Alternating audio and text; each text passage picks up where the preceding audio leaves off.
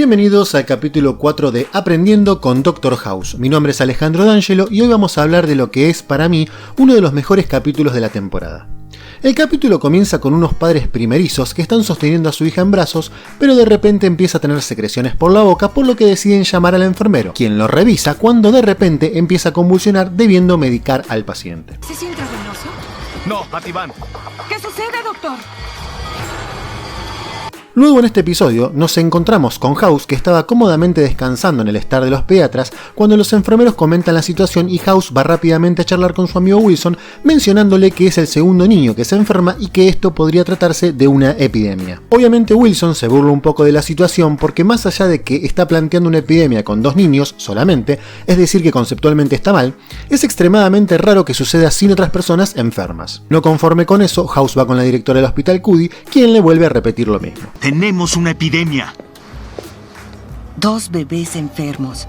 Es muy triste, pero eso no prueba una epidemia. Pero como House es House, reúne a todo su equipo de estudiantes, por así llamarlos, y van por todo el hospital buscando un tercer niño enfermo para poder confirmar la sospecha de House, y como esto es una serie y sin enfermedad no habría capítulo, encuentran rápidamente a ese niño.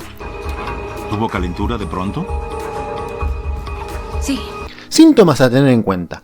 Parece que todos los bebés tienen problemas respiratorios, hipoxemia, secreción de vías aéreas, fiebre y demás cosas de las cuales no nos vamos a enterar porque si no pondría en riesgo todo el capítulo. Bueno, ¿qué escritores tan flojos?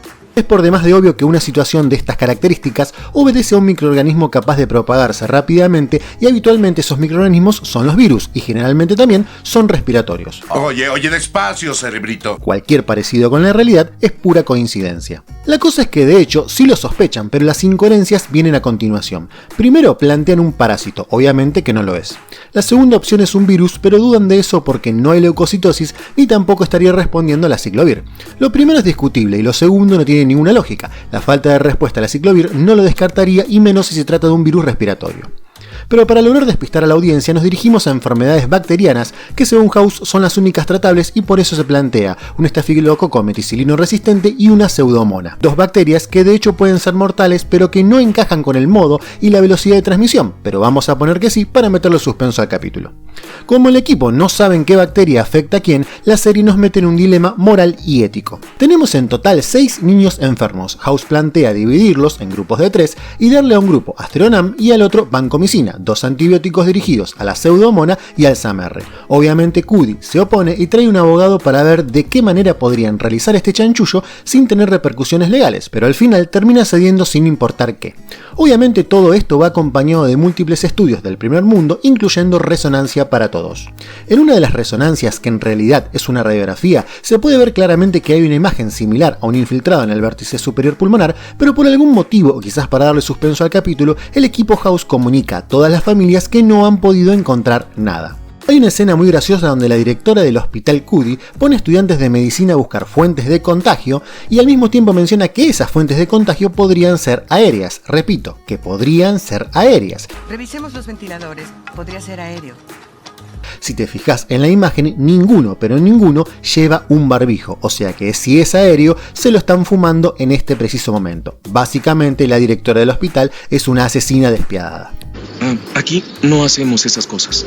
Pero más incoherente aún es cuando uno de los estudiantes apoya su corbata sobre un lavabo y Cuddy se enoja porque podría ser un portador de la enfermedad a través de su corbata, pero los tiene buscando muestras sin ningún tipo de protección.